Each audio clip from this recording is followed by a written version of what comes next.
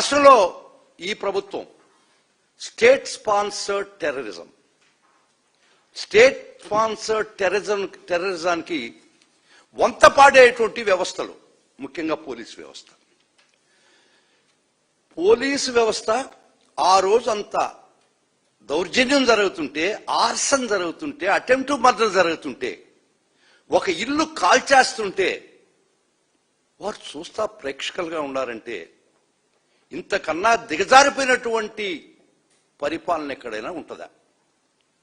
ఇంతకన్నా దుర్మార్గమైనటువంటి పరిపాలన ఎక్కడైనా చూసామా? అందరి మధ్య బీహార్కు బోలస్తున్నారా? తప్పది. బీహార్ చాలా బాగుంది మనకన్నా.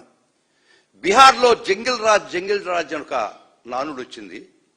ఇక్కడ ఆంధ్ర రాష్ట్రంలో కూడా మన ప్రజల ముందు కర్తవ్యం జంగిల్ రాజా, జగన్ రాజా.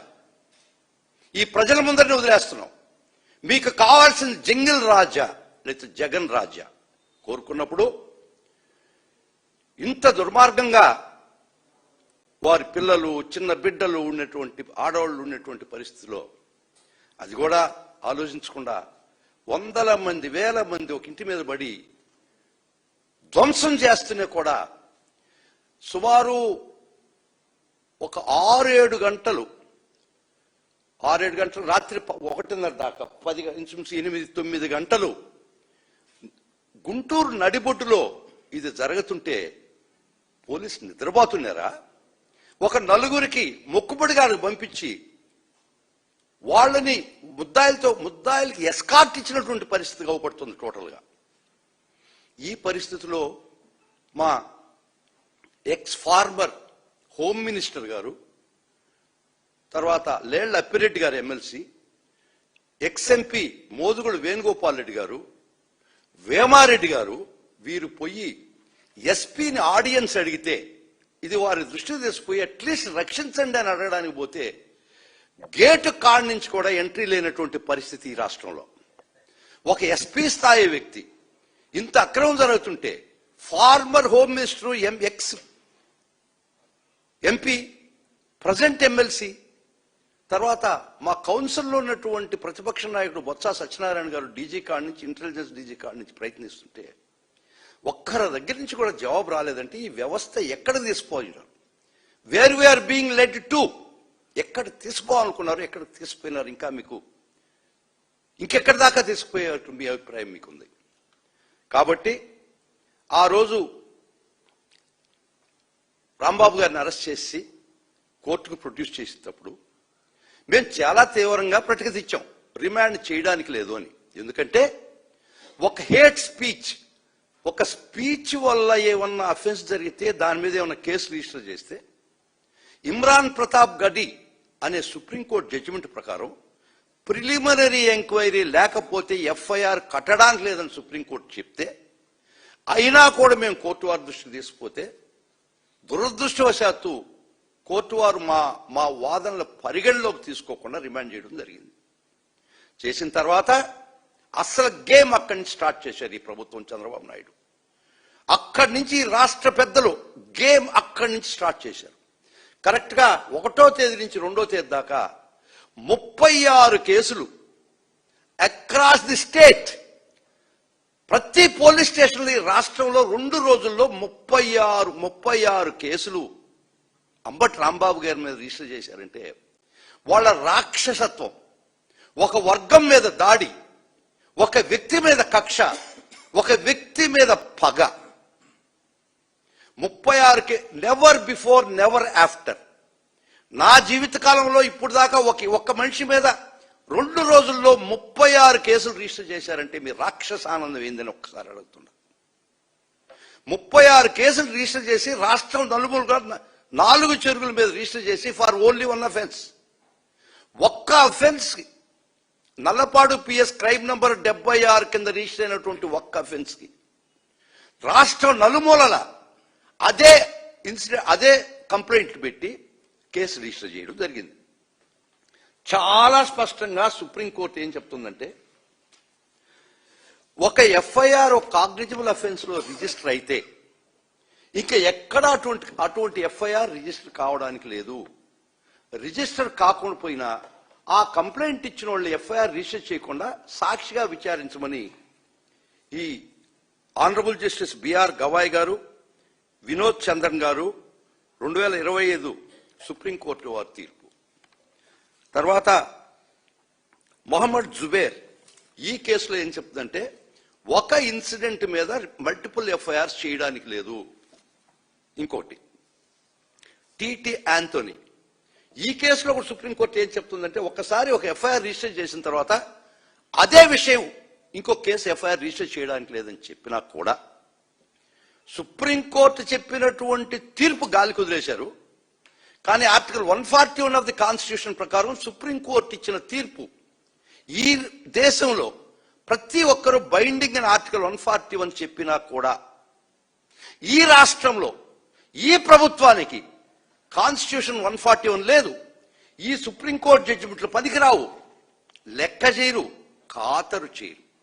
36 కేసులు మీరు రిజిస్టర్ చేశారంటే అది ఈరోజు మా ప్రతి ఒక్క మిత్రుడు లీగల్ టీంలో ప్రతి ఒక్క advocate who belongs to YSRCP legal team ఒక సైనికుడుగా సుదర్శన్ రెడ్డి గారి ఆధ్వర్యంలో పనిచేశారు. ఈరోజు ఒక బ్రహ్మాండమైనట్టు చెప్పపెట్టు ఈ ప్రభుత్వానికి తెచ్చినటువంటి ఘనత వైఎస్ఆర్ కాంగ్రెస్ పార్టీ లీగల్ టీంకు దక్కద్దని పదే పదే చెప్తున్నా. ఒక మార్నింగ్ ఒక లంచ్ మోషన్ తీసుకొని 36 కేసులకి ప్లస్ ఇంకొక 2 కేసులకు తీసుకొని ఒక్క షాట్ విత్ 1 షాట్ ఆ ఎఫ్ఐఆర్ డస్ట్బిన్ లో కల్పించామంటే అది YSR Congress party legal cell యొక్క ఘనత, వాళ్ళ యొక్క శ్రమ, వారి యొక్క స్వేదము, వాళ్ళ యొక్క రక్తము, వాళ్ళ యొక్క పట్టుదల. ఖచ్చితంగా చెప్తున్నాం, ఎదుర్కొంటాం.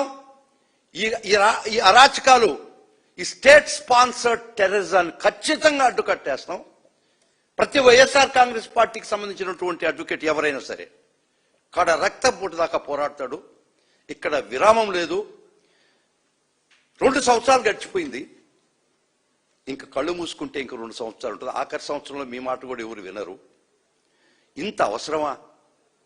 ఒక వ్యక్తి మీద ఆ అఫెన్స్ జరిగితే 76 క్రైమ్స్ రిజిస్టర్ చేశారు, ఓకే.